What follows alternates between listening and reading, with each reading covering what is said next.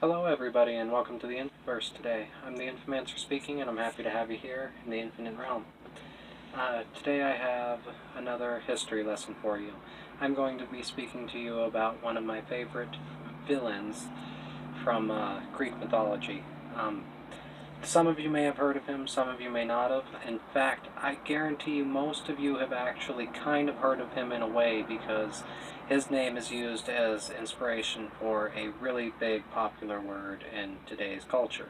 Well, I don't know about today's, about 5 years ago's culture, and it's still used today perfectly fine. It's just not as big today as it was a few years ago.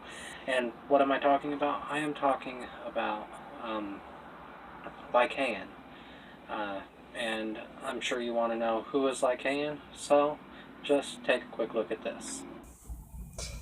In Greek mythology, Lycaon was king of Arcadia, son of Pelasgus and Meliboea, who in the most popular version of the myth tested Zeus by serving him the roasted flesh of Lycaon's own son, Nyctimus, in order to see whether Zeus was truly omniscient. In return for these gruesome deeds, Zeus transformed Lycaon and his offsprings, who also helped to partake in this deed, into the forms of a wolf. Nyctimus was restored to life.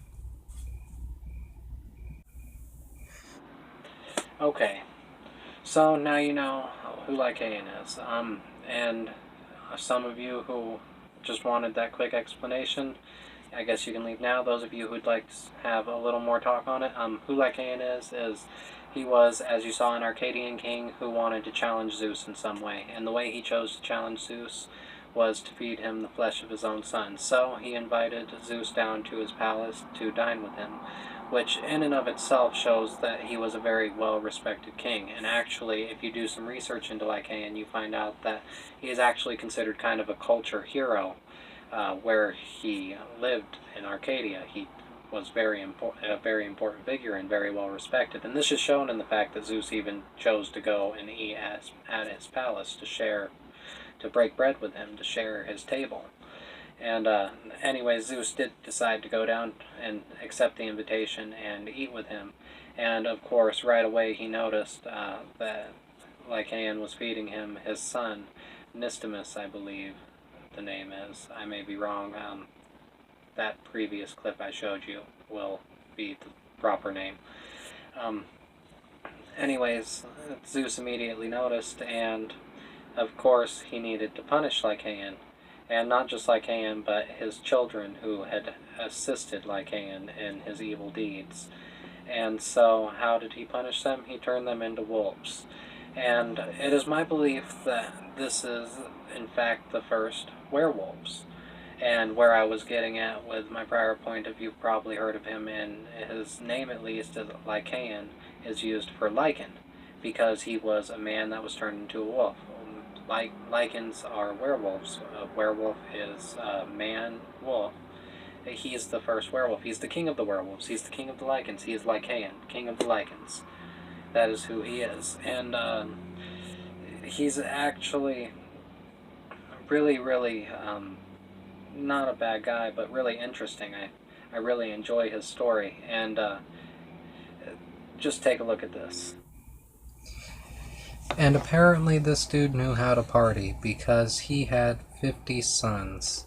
There are way too many here for me to read them all, so I will just do this slow scroll, and you can pause the video as you go and read them all. Okay, we're at the end of that. We have a different list of names here from a different source, so again, I'm not going to bother reading all these. You can pause the video and read them as you go. Plutarch gives the names of 2 sons that stayed aside from the abomination, so they were probably not punished and did not become wolves like their father, and those were Eleuther and Lebatus. And Lycaon was also known to have had at least 3 daughters, Callisto, Dia, and Siphis. See, that alone is interesting, being able to produce 50 offspring. It makes you wonder how many wives did he have to be able to have that many children, or were they all from one wife? And on top of that, how many of them really became wolves? Just just the two were safe, or were there others that did not become wolves? What did his son, who was revived, do afterwards? It raises questions, and I'm not going to answer any of those questions for you here. I'm going to make you look it up for yourself. This is just a brief history lesson on who Lycaon was, and a way to get people who might have an interest in him to look more into him, or to inspire an interest in him, because I really wish that more people enjoyed Greek mythology. It's a really interesting topic. It's just really, really fascinating. I'm a great enthusiast of it, and I'd like to see more people out there enjoy it and look into it. And really, that's what I'm hoping to do with these videos. At least these ones on Greek mythology anyways. And I thought Lycaon was an interesting guy to do my video on.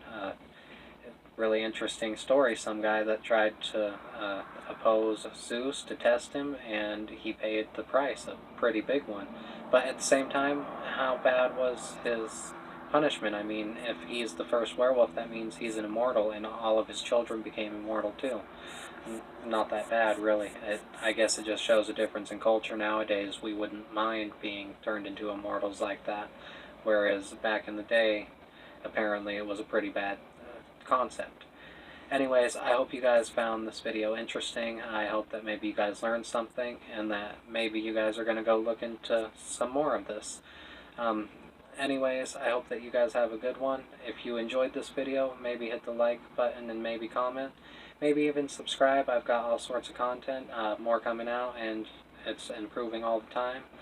And if you liked videos like this, there's definitely more of these on the way, so hit that subscribe button for more. Anyways, I do hope that you guys enjoyed this and that you have a good one, and I look forward to seeing you here again in the Infoverse next time on whatever videos I decide to do.